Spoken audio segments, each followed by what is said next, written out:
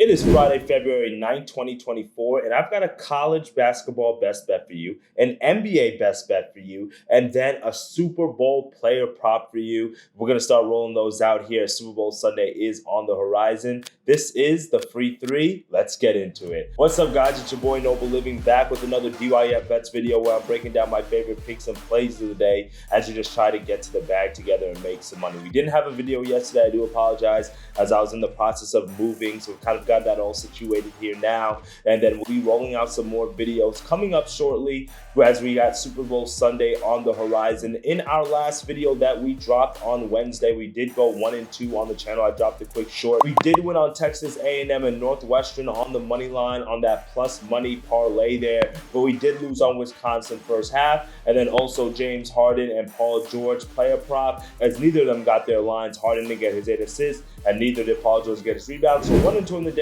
We now fall under 500 for the month of February. You hate to see that, but listen, we're going to bounce back. Now that I've finished moving and everything, I am going to be in the lab. We've got Super Bowl Sunday, so there's a lot of time for us to rebound. I do appreciate all the support that you guys have been giving on the channel, so please drop a like on that video and subscribe if you are not, so this way we can put out more best bets and plays. So let's dive into these first few picks.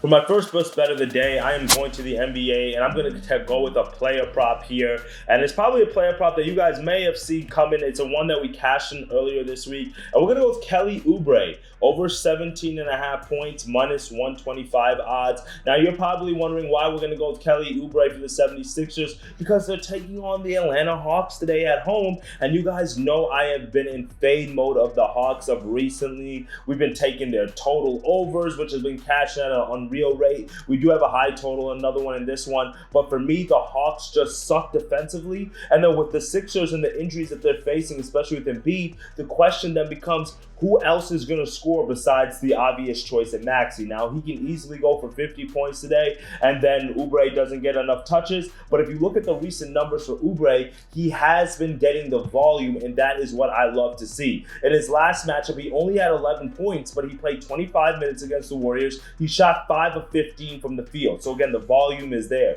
The game before that, this is the game that we actually took inside the Discord group, he finished with 19 points against the Mavericks, went 7 of 17 from the field. And in his last 4 games before that Mavericks game, 14 attempts, 14 attempts, 14 attempts, 20 attempts, and then 17 attempts. So you guys can see that he's getting the volume ever since Joel Embiid has been going down with that injury. And because of that, I think that he should be able to get the points today against a Hawks defense that is ranked last in the NBA in points allowed per game, giving up more than 124 points per game. They give up the 6th most points to shooting guards, 5th most points to small forward, and 2nd most points to power forwards. So I don't know what position you want to consider Kelly Oubre, as he literally plays guard and forward for the Sixers team. I guess Tobias Harris is the official 3 guy right now at the small forward position, so I guess that kind of moves Oubre to the 4. I don't know what position you put him at, but he kind of plays that shooting guard through power forward role for the 76ers team. And then also keep in mind that the Sixers did make a few trades on the trade deadline. They got rid of Pat Bev, so because of that, I just think that also some of the new players won't be acclimated or just not even available, which again means more minutes, more attempts for Kelly Oubre. So unless Tobias Harris or Terrence Maxey goes crazy today, which I really don't foresee happening,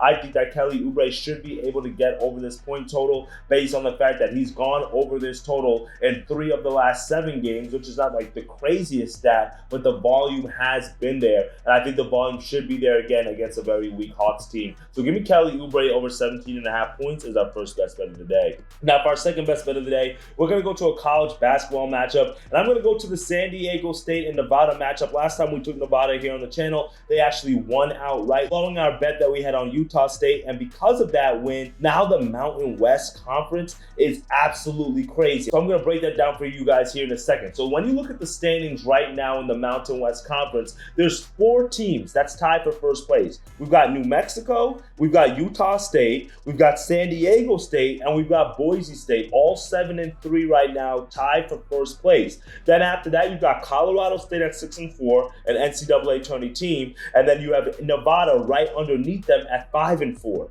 And then Nevada is right now back in the mix because they picked up a big win against Utah State. Utah State just last week was number 1 in this conference. But because they lost last week and they lost this week to Nevada, now we find ourselves in that tie, and San Diego State, that was 2 games behind for first place, finds themselves with an opportunity to win this game today and now go on and be able to secure that number 1 seed inside of that Mountain West Conference. So because of that, I don't think San Diego State is going to win this game, even though there is a shot. I do like them to cover the 2.5 points. I just can't get to the window on this one because Bryce Alford, the coach of Nevada, has covered in the 8 of the last 10 times that he's faced San Diego State. So that's kind of what's kept me off of it. I might try to grab it live, but we're going to go with the under 141.5, minus 115 odds, because both of these teams defensively are very, very good. San Diego State ranked 20th on KenPom, 21st in defensive efficiency on KenPom. They are the absolute monster when it comes down to limiting 3-point shots and then also keeping you at tight and also forcing you to shoot 2-pointers and keeping you at bay close to the rim. Now, Nevada on the other side is very strong defensively, 39th in defensive efficiency. They have a really strong 3-point and 2-point defense, ranked 62nd in 3-point percentage on the defensive side, ranked 82nd in 2-point percentage on the defensive side, and they limit the amount of fouls that they give up. So because of that, defense is the name of the game for both of these teams. And I think that because of that, we're going to get an under in this matchup. And based on the fact that there's so much at stake in this Mountain West Conference, I think this is a game that's literally like a playoff game. That's really like a tourney game for both of these teams, and they're going to play like it today. Now, keep in mind that Nevada also, they're 38th in all of college basketball in points allowed per game, giving up less than 67 points per game. And because of that, that's why I just couldn't get to the window with San Diego State. But I'm going to go with the under because I think Nevada has the home court advantage here. They have the stronger defense here, even though I think San Diego State does have the stronger offense. And when you look at games with Nevada, they've been an under machine all year. 2-7 to the under in the last 9 conference games. And these two teams actually played in San Diego a few weeks ago. The final score of that game was 71-59, which went under the total of 139.5 that was set in that matchup. So because of that and the home court advantage that Nevada has, KenPom has ranked Nevada's home court advantage as 20th in all of college basketball. And then also keep in mind that there's an altitude advantage as well for Nevada here in this matchup. I think that all of those things tell us that this game is going to go under today. I think both of these offenses are strong, but I think it's going to be more of the defenses that take precedent in this matchup. So give me the under 141.5. We've seen both of these teams go under in the past. No reason why they shouldn't go under again today in a tough conference matchup that has a lot on the line when it comes down to positioning, especially going into that Mountain West tournament coming up here real soon. My third and final best bet of the day, we're going to go with a Super Bowl leg here. I told you guys we're going to start rolling out some Super Bowl player props. I know you guys are ready for the big game. So the first one I'm going to roll out for you all is Isaiah Pacheco, anytime touchdown, minus 120 odds on FanDuel. Now, Pacheco, I think he gets into the end zone. I think he runs it in, but he could catch it. But I think he scores a touchdown in this matchup. Why? Because he scored a touchdown in every single game so far this postseason, and I expect that trend to continue here in the Super Bowl. I'm not 100% sure what the exact game script is going to be. I just want to listen to the coaches a little bit more, dive into the numbers a little bit more. But he had 24 carries in the AFC Championship game to go with 15 carries against Buffalo, and then another 24 carries in the divisional round against Miami. One thing that I can feel like I can depend on is a steady dose of the run from the Chiefs, and I think that Pacheco is going to be featured in today's matchup, considering how the Lions tore up the 49ers in that NFC Championship game on the ground. Now, the 49ers defense has been strong against the run all year, top 5 in yards per game, but they showed against the Lions 2 weeks ago that they were susceptible to the run. The 49ers gave up 3 rushing touchdowns in that matchup in the NFC Championship game to the Lions to go with 180 yards on the ground. Now, do I think Pacheco runs the ball?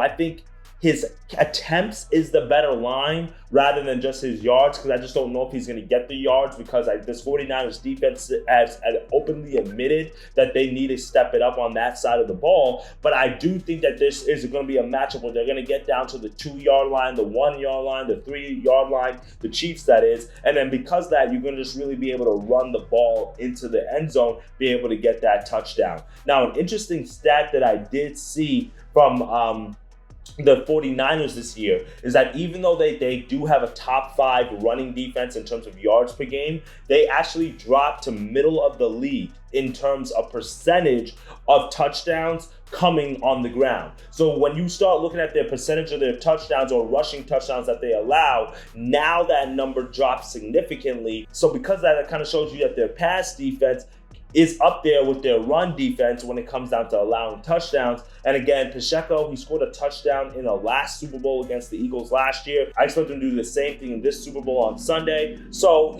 like I said, this is just a player prop for me that I think that when you break down the numbers and you kind of look at the game script, Pacheco is going to get the touches, and I think that he's going to be able to run it in, but we do get an opportunity for them to pass it in. And then when you also take a look at the previous Super Bowls for the Chiefs, they've had a rushing touchdown in 2 of the last 3 Super Bowls that Mahomes has played in. The only one they did not have a rushing touchdown was in the 31-9 loss that they had to the Buccaneers, and that was just a game where they were down early, and then Mahomes had to literally throw the ball 49 times in a comeback effort. So if you think that this is a close game, which it should be, we have a spread at about 2.5 here or 2, depending on where your book has it at. And then a lot of people are on the Chiefs on the money line. That means that there should be a steady dose of the run, and that means Pacheco should be featured. So because of that, I think that we are going to go with Pacheco anytime touchdown as our third and final best bet of the day, but also our Super Bowl Sunday pick.